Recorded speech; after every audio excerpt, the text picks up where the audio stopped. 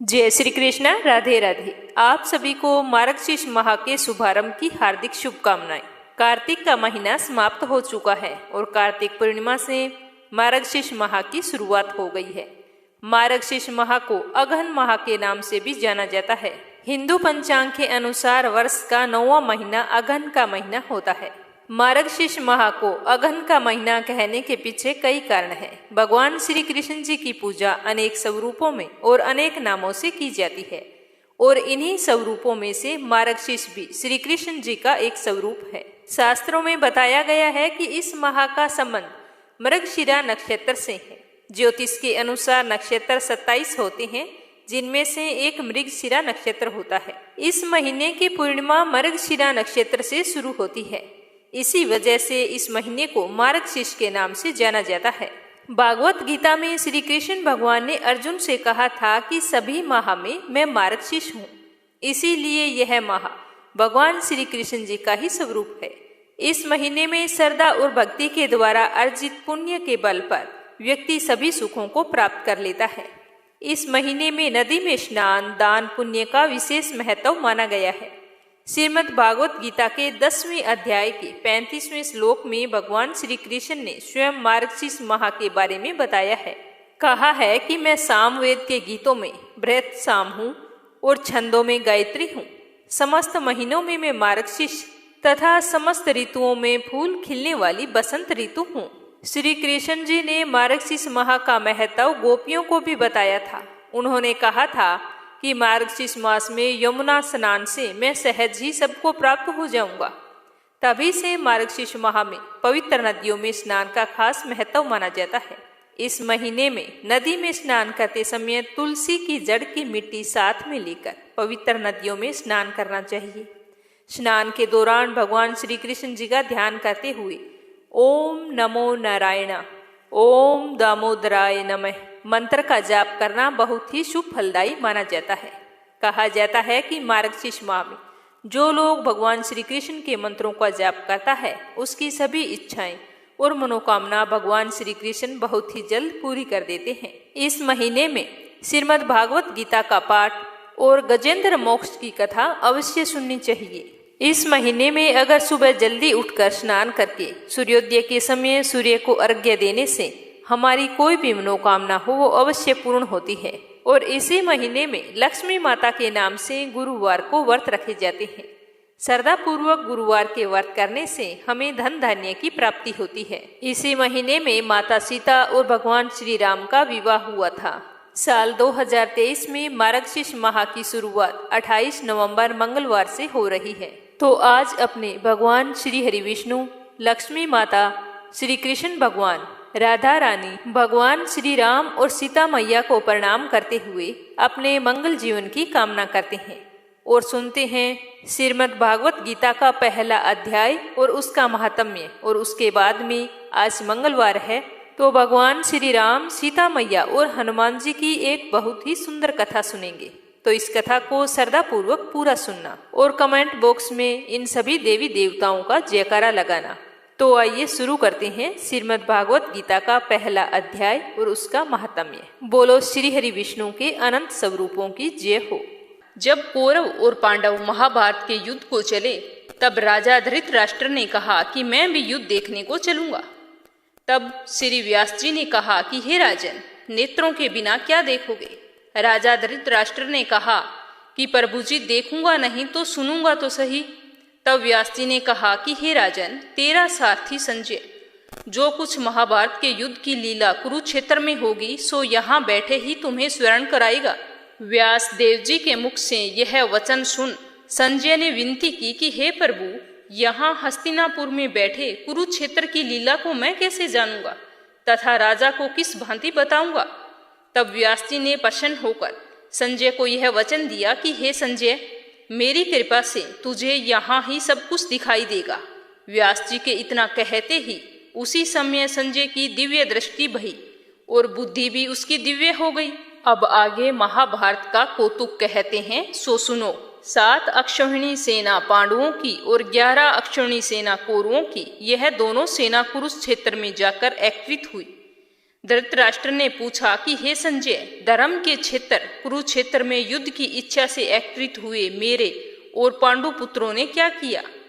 संजय ने कहा कि पांडवों की सेना को व्यूहित देखकर दुर्योधन आचार्य द्रोण के समीप जाकर कहने लगे, हे आचार्य, देखिए आपके शिष्य बुद्धिमान द्रुपद पुत्र ने पांडवों की बड़ी सेना की कैसी व्यूह रचना की है।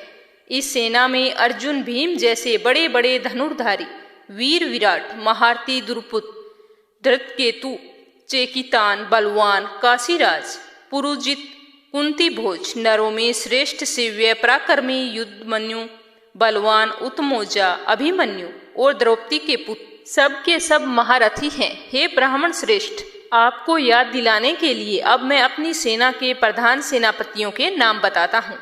आप भीष्म, कर्ण, युद्ध विजयी कृपाचार्य, अश्वत्थामा, विकर्ण, सोमदत्त का पुत्र भूरिश्रवा और बहुत ही सूरवीर मेरे लिए प्राण देने को तैयार है। ये लोग शस्त्र चलाने में अति निपुण हैं और सब युद्ध विद्या में प्रवीण हैं। हमारी सेना जिसके भीष्म रक्षक हैं अपरिमित बल है और उनकी सेना जिसके भीम रक्षक हैं थोड़ा बल है। अब आप सब अपने अपने मोर्चों पर सावधान रहकर सेनापति की रक्षा कीजिए। भीष्म पितामह ने दुर्योधन को प्रसन्न करते हुए ऊंचे स्वर से गरजते हुए शंख बजाया। फिर वहां चारों ओर शंख, नगाड़े, ढोल, गोमुख आदि अनेक बाजे बजने लगे, जिनका बड़ा ही भयंकर शब्द हुआ। जिनके अनंतर सफेद घोड़ों के बड़े रथ पर श्री कृष्ण और पांडव अर्जुन ने भी दिव्य शंखों को बजाया।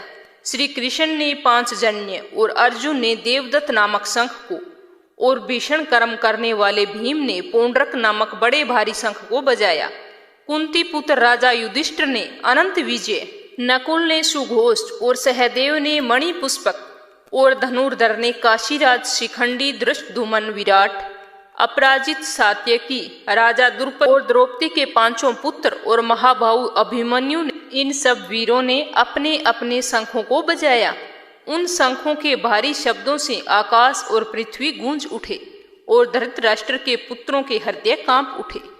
हे राजन, अर्जुन ने कौरवों को युद्ध के लिए प्रस्तुत देखकर धनुष उठाकर श्री कृष्ण से कहा कि हे अच्युत, मेरा रथ दोनों सेनाओं के बीच में खड़ा कर दीजिए, जिसे मैं युद्ध करने वालों को देख लूं कि इस रणभूमि में मुझे किन किन के साथ युद्ध करना चाहिए। दुर्बुद्धि दुर्योधन की प्रीति करने वाले जो युद्ध के लिए यहाँ एकत्रित हुए हैं उनको देखूंगा।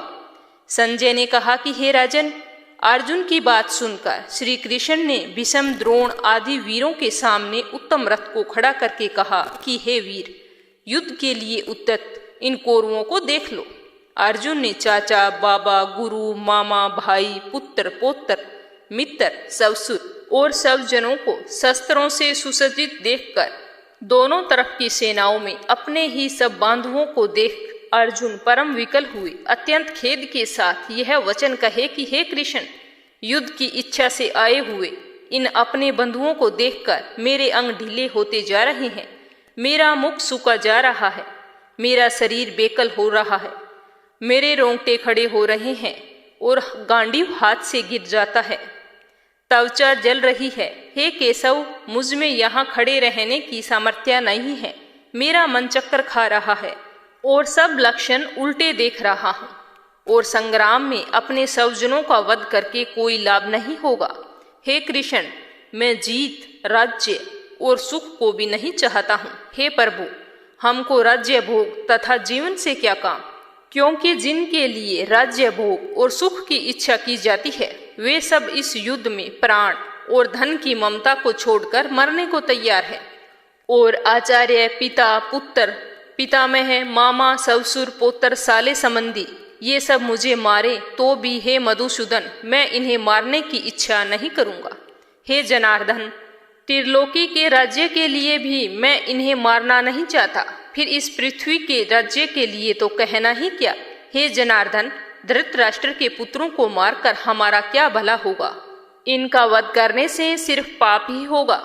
इसीलिए हमें अपने भाई धृतराष्ट्र के पुत्रों को मारना अनुचित है। हे माधव, सब जनों को मारकर क्या हम सुखी हो सकते हैं? ये सब लोभ के वशीभूत हैं और कुल के नाश करने तथा मित्रद्रोह करने में पाप को नहीं देखते। कुल नाश के दोष को जानते हुए भी हमको इस पातक से क्यों नहीं दूर रहना चाहिए। कुल का नाश होने से कुल के प्राचीन धर्म नष्ट हो जाते हैं, फिर धर्म नाश होने से कुल में पाप ही बढ़ता है। हे कृष्ण, पाप से कुल की स्त्रियां व्याभिचारिणी होती है, जिनमें वर्ण संकर संतान उत्पन्न होती है। वे वर्ण संकर जिन पुरुषों ने कुल को नष्ट किया, उनको तथा उसके कुल को नरक में पहुंचाते हैं, क्योंकि श्राद्ध तर्पण आदि बंद हो जाते हैं। वर्ण संकर बनाने वाले दोषों से कुल ध्वंसकों के जाति धर्म और कुल धर्म निरंतर नाश होते हैं। हे जनार्दन, मैंने बार बार सुना है कि कुल धर्म नष्ट होने से निश्चय नरकवास करना होता है। हाय, हम बड़ा पातक करने को तैयार हैं, जो राज्य सुख के लोभ से सब जनों को मारने की कोशिश कर रहे हैं। शस्त्रों को धारण किए हुए धृतराष्ट्र पुत्र यदि मुझे शस्त्र रहित और उपायहीन को रणभूमि में वध कर डाले तो मेरा बहुत कल्याण हो। आगे संजय ने बताया कि हे राजन, इतना कहकर अत्यंत दुखी होकर अर्जुन ने उसी समय धनुष बाण फेंक दिया और रथ के पिछले भाग में जा बैठा। प्रथम अध्याय का महात्म्य। एक समय पार्वती जी ने पूछा कि हे महादेव जी, किस ज्ञान के बल से आपको संसार के लोग पूजते हैं? मरीक्षाला ओढ़े, अंगों में शमशानों की भभूति लगाई, गले में शरप और मुंडों की माला पहने हुए, इनमें कोई भी पवित्र नहीं है। फिर आप किस ज्ञान से पवित्र हो, कृपा करके कहिए। श्री महादेव जी बोले कि हे प्रिय, सुनो, गीता के ज्ञान को हृदय में धारण करने से मैं पवित्र हूँ और उस ज्ञान से मुझे बाहर के कर्म व्यापते नहीं। तब पार्वती जी ने कहा कि हे भगवान, जिस गीता ज्ञान की आप ऐसी स्तुति करते हैं, उसके स्मरण करने से कोई कृतार्थ भी हुआ है? तब महादेव जी ने कहा कि इस ज्ञान को सुनकर बहुत जीव कृतार्थ हुए हैं और आगे भी होंगे। मैं तुम्हें एक पुरातन कथा कहता हूँ, ध्यान से सुनना। एक समय पाताल लोक में शेषनाग की सैया पर श्री नारायण जी नैन मूंद कर अपने आनंद में मगन थे। उस समय भगवान के चरण चापती हुई श्री लक्ष्मी जी ने पूछा कि हे प्रभु, निद्रा और आलस्य उन पुरुषों को व्यापता है जो जीव तामसी है, फिर आप तो तीनों गुणों से अतीत हो। श्री नारायण प्रभु वासुदेव हो, आप जो नेत्र मूंद रहे हो, यह देखकर मुझे बड़ा ही आश्चर्य हो रहा है। श्री नारायण जी बोले कि हे लक्ष्मी, मुझको निंद्रा आलस्य नहीं व्यापता। एक शब्द रूप जो भगवत गीता है, उसमें जो ज्ञान है, उसके आनंद में मगन रहता हूँ। जैसे 24 अवतार मेरे आकार रूप है, वैसे ही यह गीता शब्द रूप अवतार है।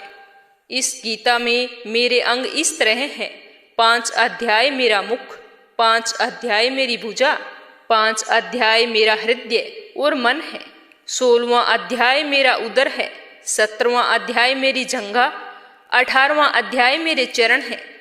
गीता के जो श्लोक हैं सो मेरी नाड़ियां हैं, और जो गीता के अक्षर हैं सो मेरे रोम हैं। ऐसा जो मेरा शब्द रूपी गीता ज्ञान है, जिनके अर्थ मैं हृदय में विचरता हूँ और आनंद को प्राप्त करता हूँ। श्री लक्ष्मी जी बोली कि हे श्री नारायण जी, जब इस श्री गीता का इतना ज्ञान है तो उसको सुनकर कभी कोई जीव कृतार्थ हुआ है? मुझको भी बताओ। तब श्री नारायण जी ने लक्ष्मी जी से कहा कि गीता ज्ञान को सुनकर बहुत सारे जीव कृतार्थ हुए हैं, तुम भी सुनो। शूद्र वर्ण एक प्राणी था जो चंडालों के कर्म करता था और तेल लवण का व्यापार करता था। उसने बकरी पाली।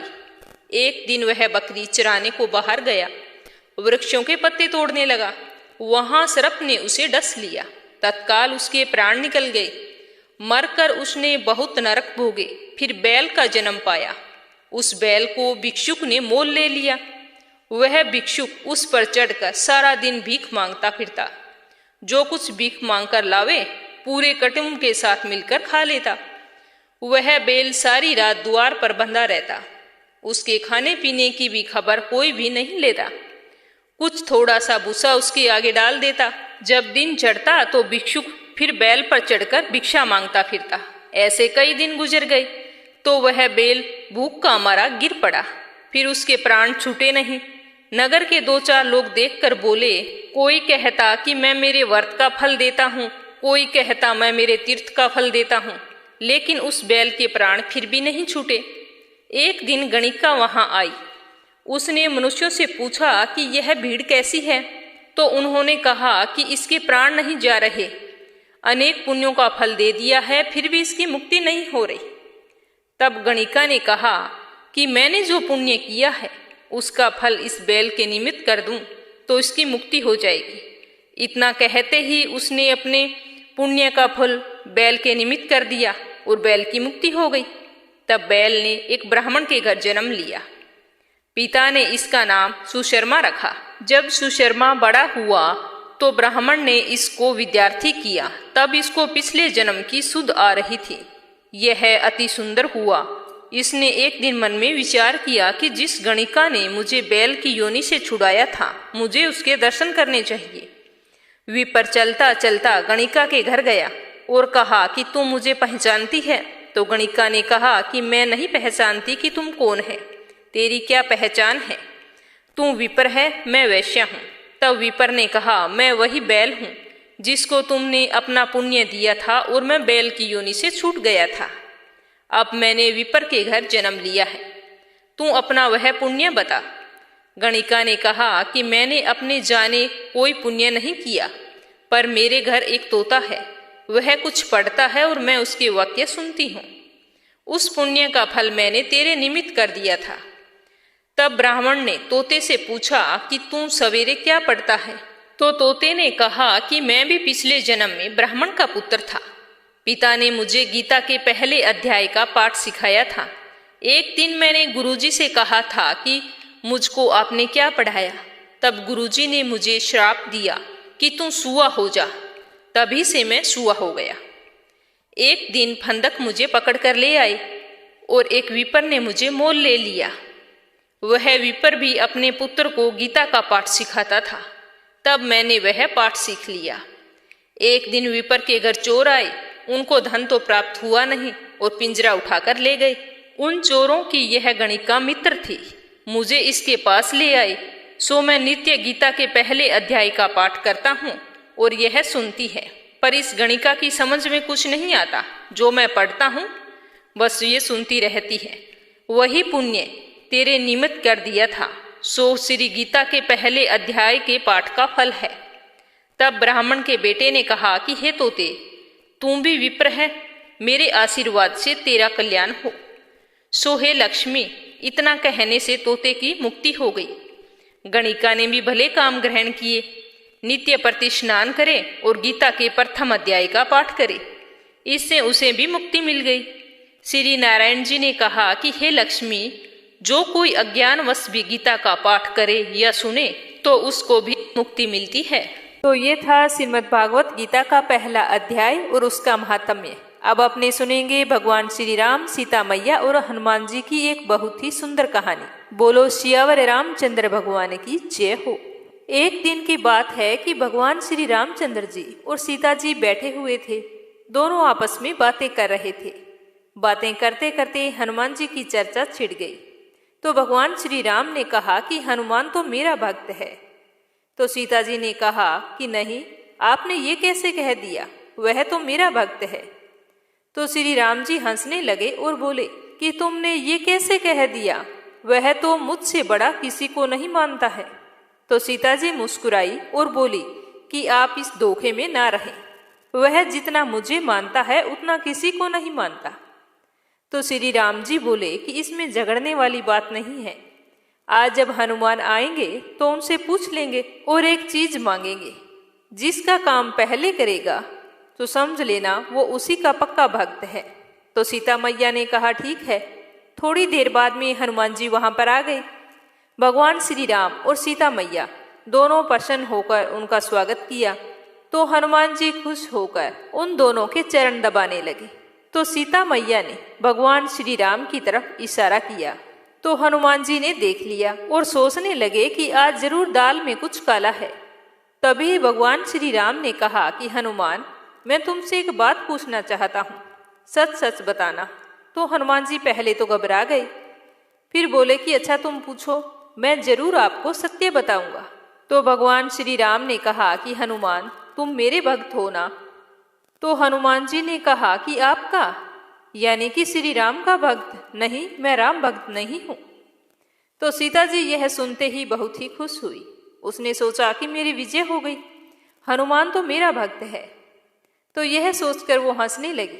तो हनुमान जी ने पूछा कि सीता मैया, आप हंस क्यों रही हैं? तो सीता जी ने कहा कि हनुमान, आप मेरे भक्त हैं ना? तो हनुमान जी ने वही जवाब दिया कि आपका भक्त, यानी कि माता सीता का भक्त? नहीं, मैं तो माता सीता का भक्त नहीं हूँ। तो यह सुनकर दोनों ही आश्चर्य में पड़ गए और सोचने लगे कि यह किसका भक्त है, न राम का और न सीता का।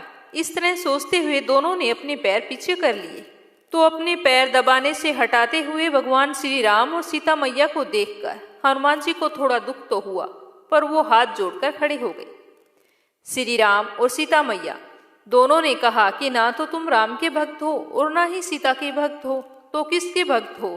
तो हनुमान जी ने हाथ जोड़े हुए सिर झुकाकर हंसते हुए कहा कि ना तो मैं राम भक्त हूँ और ना ही मैं सीता भक्त हूँ, बल्कि मैं तो सिया राम का भक्त हूँ। तो यह सुनकर दोनों बहुत ही प्रसन्न हुए। राम जी बोले कि हनुमान, तुम में जितना बल है उतनी बुद्धि भी है, किंतु आज तुम्हारी बुद्धि नहीं चलेगी। आज तो तुम्हें एक फैसला करना ही होगा। तभी सीता जी ने कहा कि हनुमान, मुझे तो बहुत प्यास लगी है, मेरे लिए जल्दी से पानी लेकर आओ। तो हनुमान जी जैसे ही पानी लेने के लिए चलने लगे तो भगवान श्री राम बोले कि हनुमान, बड़ी गर्मी है, जल्दी से पंखा लेकर आओ, मुझे हवा दो, नहीं तो मैं बेहोश हो जाऊंगा। तो इतना सुनते ही हनुमान जी वहीं पर रुक गए और सोचने लगे कि आज भगवान परीक्षा लेना चाहते हैं। ये आज देखना चाहते हैं कि मैं किसकी आज्ञा का ज्यादा पालन करता हूँ। तो हनुमान जी ने सीता मैया से कहा कि मैया, प्रभु श्री राम को बहुत ही ज्यादा गर्मी लग रही है, अगर आप कहें तो पहले मैं पंखा लाकर थोड़ी सी हवा दे देता हूँ, उसके बाद में मैं आपको पानी ला दूंगा। तो सीता जी ने अपने गले पर हाथ रखकर कहा कि हनुमान, प्यास के मारे मेरे होठ सूखे जा रहे हैं और मेरा गला भी सूख गया है, अब मुझसे अधिक सहन नहीं होता, जल्दी से पानी लेकर आओ, वरना मेरे तो प्राण छूट जाएंगे। हनुमान जी समझ गए और मुस्कुराने लगे और फिर जोर से बोले कि श्री सीताराम की जय हो। यह कहकर वहीं खड़े खड़े अपनी दोनों भुजाएं बढ़ाने लगे। तो भगवान श्री राम और सीता मैया देख रहे थे। हनुमान जी खड़े खड़े हंस रहे थे। थोड़ी ही देर में हनुमान जी के एक हाथ में पंखा और एक हाथ में पानी भरा गिलास आ गया। तो हनुमान जी ने पानी सीता मैया को दे दिया और पंखे से श्री राम को हवा देने लगे। तो यह देखकर सीता मैया और भगवान श्री राम अत्यंत प्रसन्न हुए और हनुमान जी की इतनी श्रद्धा भक्ति देखकर सीता मैया ने हनुमान जी के सिर पर हाथ रखा और कहा कि बेटा, अजर अमर रहो। हनुमान जी ने अपना मस्तक नीचे कर लिया। भगवान ने नेत्र खोलकर हनुमान जी को हृदय से लगा लिया। इस तरह हनुमान जी ने साबित कर दिया कि वे भगवान श्री राम और सीता मैया को एक ही जितना प्रेम करते हैं। अपने सुनते हैं श्री गजेंद्र मोक्ष की कथा। भगवान श्री कृष्ण ने भागवत पुराण में कहा है कि जो भी मनुष्य इस पाठ को करेगा उसके लिए कुछ भी असंभव नहीं रहेगा, वो मुझको प्राप्त करेगा। इस कथा को सुनने से वो मेरे अत्यंत प्रिय बन जाएंगे। इस स्त्रोत का पाठ ब्रह्म मुहूर्त में भगवान श्री हरि के सामने या फिर कहीं भी श्रद्धा पूर्वक कर सकते हैं। इसको नियमित रूप से पढ़ने या सुनने से व्यक्ति सभी पापों से मुक्त हो जाता है, सभी कष्टों का निवारण होता है, दुष्स्वप्नों का नाश हो जाता है, सभी प्रकार के विघ्नों का विनाश हो जाता है और मृत्यु उपरांत कभी नरक में नहीं जाता। ऐसा स्वयं भगवान ने कहा है। बोलो श्री हरि विष्णु की जय हो। प्राचीन समय की बात है। द्रविड़ देश में एक पांडव वंशी राजा राज्य करते थे। उनका नाम था इंद्रधूमन। वे भगवान की आराधना में ही अपना अधिक से अधिक समय व्यतीत करते थे। उनके राज्य में सारी प्रजा सुखी और संपन्न थी। राजा इंद्रधूमन अपना समय राज कार्य में कम ही दे पाते थे। वो कहते थे कि भगवान श्री हरि विष्णु ही मेरे राज्य की व्यवस्था करते हैं, अतः वे अपने इष्ट परम प्रभु की उपासना में ही लीन रहते थे। धीरे धीरे राजा इंद्रधूमन के मन में आराधना की लालसा बढ़ती ही गई। इसी कारण वे राज्य को त्याग कर मल्य पर्वत पर रहने लगे। उनका वेश तपस्वियों जैसा था। सिर के बाल बढ़कर जटा के रूप में हो गए थे। वे निरंतर पर ब्रह्मा परमात्मा की आराधना में तल्लीन रहते थे। इसके अतिरिक्त उन्हें जगत की कोई वस्तु नहीं सुहाती थी। उन्हें राज्य, कोष, प्रजा तथा पत्नी, किसी भी प्राणी या पदार्थ की स्मृति नहीं होती थी। एक समय की बात है कि राजा इंद्रधूमन प्रतिदिन की भांति स्नान आदि से निवृत्त होकर सर्वसमर्थ प्रभु की उपासना में लीन थे। उन्हें बाहरी जगत का बिल्कुल भी ध्यान नहीं था। संयोगवश उसी समय महर्षि अगस्त्य अपने समस्त शिष्यों के साथ वहां पहुंच गए, लेकिन वहां पर उनका कोई आदर सत्कार नहीं हुआ। मौनवर्ती राजा इंद्रधूमन परम प्रभु के ध्यान में मगन थे। इससे महर्षि अगस्त्य कुपित हो गए। उन्होंने इंद्रधूमन को श्राप दिया और कहा कि इस राजा ने गुरुजनों से शिक्षा ग्रहण नहीं की है और अभिमानवश परोपकार से निवृत्त होकर मनमानी कर रहा है। ऋषियों का अपमान करने वाला यह राजा हाथी के समान जड़ बुद्धि है, इसीलिए इसे घोर अज्ञानमयी हाथी की योनि प्राप्त हो जाए। तो महर्षि अगस्त्य भगवत भगत इंद्रधूमन को यह श्राप देकर वहां से चले गए। राजा इंद्रधूमन ने श्री भगवान का मंगलमय विधान समझकर प्रभु के चरणों में सिर रख दिया। क्षीराब्दी में 10 सहस्त्र योजन लंबा, चौड़ा और ऊंचा त्रिकुट नामक पर्वत था। वह पर्वत अत्यंत सुंदर एवं श्रेष्ठ था। उस पर्वतराज त्रिकुट की तराई में ऋतुमान नामक भगवान वरुण का क्रीड़ा कानन था। उसके चारों ओर दिव्य वृक्ष सुशोभित थे। वे वृक्ष सदा पुष्पों और फूलों से लदे रहते थे। उसी क्रीड़ा कानन ऋतुमान के समीप पर्वत श्रेष्ठ त्रिकुट के गहन वन में हथनियों के साथ अत्यंत शक्तिशाली और अमित पराक्रमी गजेंद्र रहता था। एक बार की बात है कि गजेंद्र अपने साथियों सहित प्यास की तीव्रता से व्याकुल हो गया। वह कमल की गंध से सुगंधित वायु को सूंघकर एक चित्ताकर्षक विशाल सरोवर के तट पर जा पहुंचा। गजेंद्र ने उस सरोवर के निर्मल, शीतल और मीठे जल में प्रवेश किया। पहले तो उसने जल पीकर अपनी प्यास बुझाई, फिर जल में स्नान करके अपना श्रम दूर किया। उसके पश्चात उसने जल क्रीड़ा आरंभ कर दी। वह अपने सूंड में जल भर भर कर उसकी फुहार से हथनियों को स्नान कराने लगा। तभी अचानक गजेंद्र ने सूंड उठाकर चित्कार की। अचानक किसी मगरमच्छ ने आकर उसका पैर पकड़ लिया था। गजेंद्र ने अपना पैर छुड़ाने के लिए पूरी शक्ति लगाई, परंतु उसका वश नहीं चला और ना ही पैर छूटा। अपने स्वामी गजेंद्र को ग्रहग्रस्त देखकर हथनियां, कलब और अन्य गज अत्यंत व्याकुल हो गए। वे सूंड उठाकर चिंगाड़ने और गजेंद्र को बचाने के लिए सरोवर के भीतर बाहर दौड़ने लगे। उन्होंने पूरी चेष्टा की, लेकिन वो सफल नहीं हुए। महर्षि अगस्त्य के श्राप से राजा इंद्रधूमन ही गजेंद्र हो गए थे और गंधर्व श्रेष्ठ हुहु महर्षि देवल के श्राप से ग्रह हो गए थे। वे भी अत्यंत पराक्रमी थे। संघर्ष चलता रहा। गजेंद्र स्वयं को बाहर खींचता और ग्रह गजेंद्र को भीतर खींचता। इस तरह पूरा 1 साल बीत गया। सरोवर का निर्मल जल बिल्कुल गंदला हो गया था। कमल दल छत विक्षत हो गए थे। जल में रहने वाले जीव जंतु व्याकुल हो उठे। गजेंद्र और मगरमच्छ का संघर्ष 1 सहस्त्र वर्ष तक चलता रहा। दोनों जीवित रहे। यह दृश्य देखकर देवगण भी चकित हो गए। अंततः गजेंद्र का शरीर स्थिर हो गया।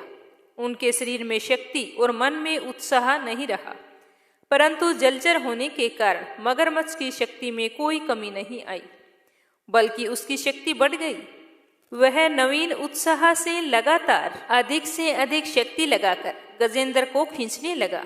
असमर्थ गजेंद्र के प्राण संकट में पड़ गए। उसकी शक्ति और पराक्रम का अहंकार चूर चूर हो गया। वह पूर्णतया निराश हो गया था, किंतु पूर्व जन्म की निरंतर भगवत आराधना के फलस्वरूप उसे भगवत स्मृति हो आई।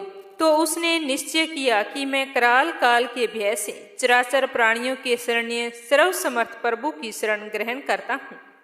इस निश्चय के साथ गजेंद्र मन को एकाग्र कर पूर्व जन्म में सीखे श्रेष्ठ स्त्रोत द्वारा परम प्रभु की स्तुति करने लगा। गजेंद्र की स्तुति सुनकर सर्वात्मा सर्वदेव रूप भगवान विष्णु प्रकट हो गए।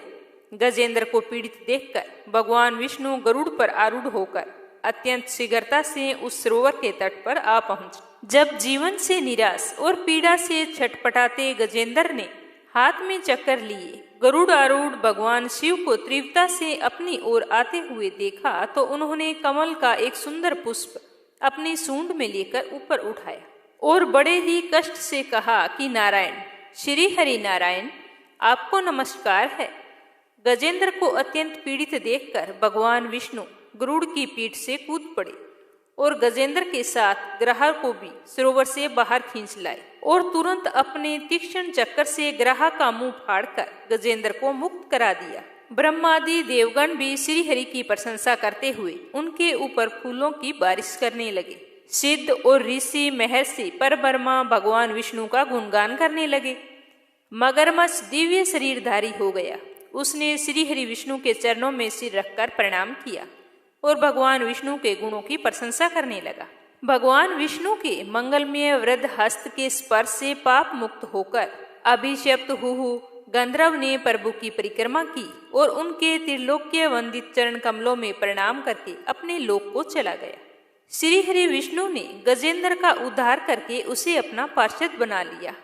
गंधर्व, सिद्ध और देवगण उनकी लीला का गान करने लगे। गजेंद्र की स्तुति से प्रसन्न होकर भगवान विष्णु ने सबके समक्ष कहा कि प्यारे गजेंद्र, जो लोग ब्रह्म मुहूर्त में उठकर तुम्हारी की हुई स्तुति से मेरा स्तवन करेंगे उन्हें मैं मृत्यु के समय निर्मल बुद्धि दान करूंगा। यह कहकर भगवान श्री हरि विष्णु ने पार्षद के रूप में गजेंद्र को अपने साथ लिया और गरुड़ पर बैठकर अपने दिव्य धाम को चले गई। श्री हरि विष्णु की जय हो। तो आज की कथा आपको कैसी लगी कमेंट बॉक्स में जरूर बताना। कल फिर मिलेंगे श्रीमद् भागवत गीता का अगला अध्याय और एक नई कथा के साथ। रोजाना प्रस्तुत होने वाली कथा को श्रद्धा पूर्वक सुनना और ज्यादा से ज्यादा अपने रिश्तेदारों में, मित्रगणों में शेयर करना। कल फिर मिलेंगे, तब तक के लिए जय श्री कृष्णा, राधे राधे।